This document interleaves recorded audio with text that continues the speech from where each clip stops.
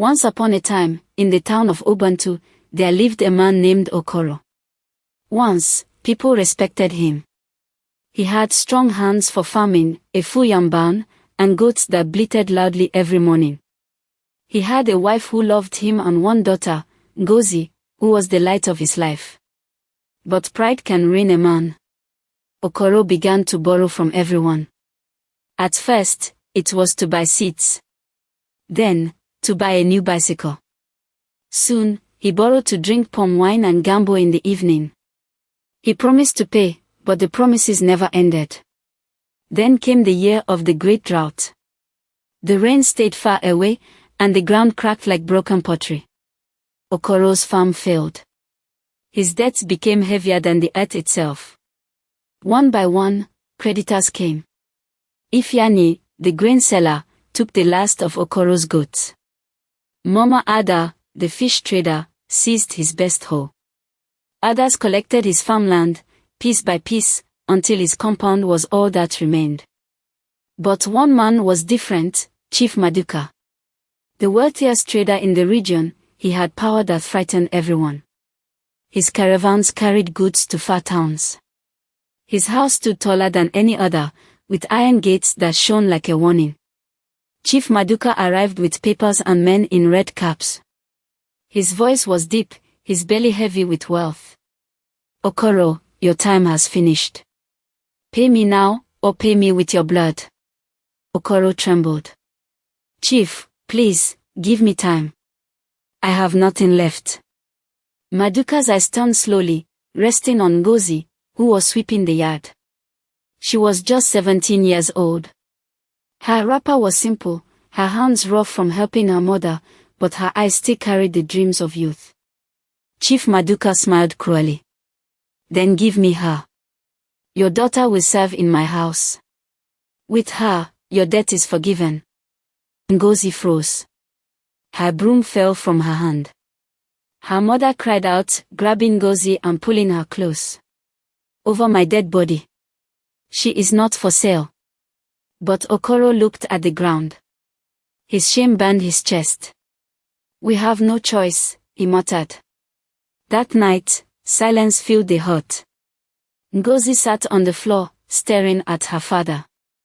Papa, she whispered, her voice breaking, am I now the price of your debt? Okoro pressed his face into his palms. He could not answer. His wife wept, beating her chest. Ngozi lay awake till morning, her tears soaking the earth. She prayed to God, not for escape, but for strength. The sun rose, but it brought no comfort. By midday, Chief Maduka's men came.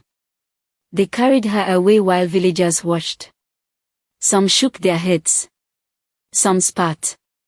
Others whispered, a father who sells his own child has cursed his name forever. Follow for the second part, to know what happened to Ngozi. Chief Maduka's house was like a palace. Big iron gates, tiled floors, servants running everywhere. But for Ngozi, it was a prison. At first, she scrubbed floors, carried heavy basins, and served food she never tasted. Soon, whispers spread. Chief Maduka wanted her, not as a servant, but as his new wife. One night, he cornered her in the courtyard. His eyes burned as he said, Ngozi, forget your father. Forget your poverty. You are mine now. Ngozi trembled but stood her ground. I am not your wife. I am my father's daughter. I will never be yours. Her refusal angered him. From then on, he gave her the hardest tasks, made her eat last, and treated her like she was nothing.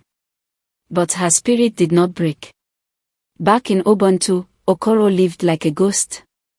Every corner of the village carried whispers. Look at him, the man who sold his child.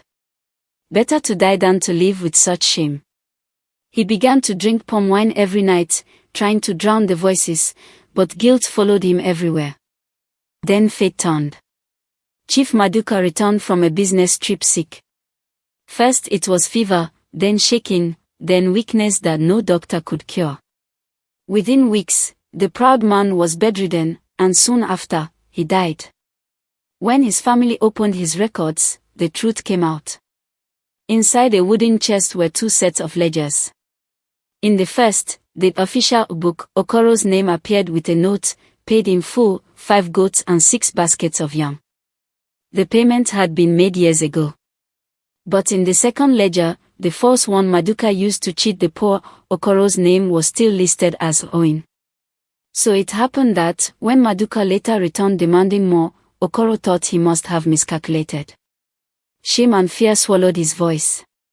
He didn't argue, because who would believe a poor farmer's word against the richest man in the land? It wasn't until the ledgers were revealed after Maduka's death that the fraud was exposed. Gasps filled the air. Villagers who had gathered cried out, so the girl suffered for nothing. It became clear, Okoro had repaid his debt long ago, but Maduka's greed demanded more. Okoro fell to the ground, wailing. He tore his shirt, crying, "God, what have I done? I gave my daughter to this man because of lies." The villagers turned to Ngozi, who stood quietly among them, her eyes wet but strong. Okoro crawled to her feet, sobbing like a child. "Daughter, I am a fool. I trusted a wicked man and sacrificed you.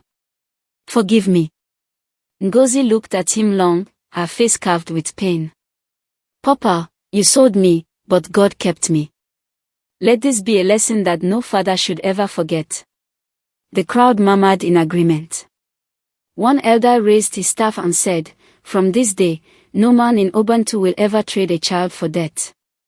Children are not property. They are life." The same villagers who once mocked Ngozi now bowed their heads to her. She had suffered, but she walked out of Maduka's gates with dignity that no man could buy or sell. Moral of the story: greed blinds. Desperation destroys. No debt is worth the life of a child. If this story touched you, don't just scroll away. Subscribe now for more African stories that teach, heal, and inspire. The end. See you next time.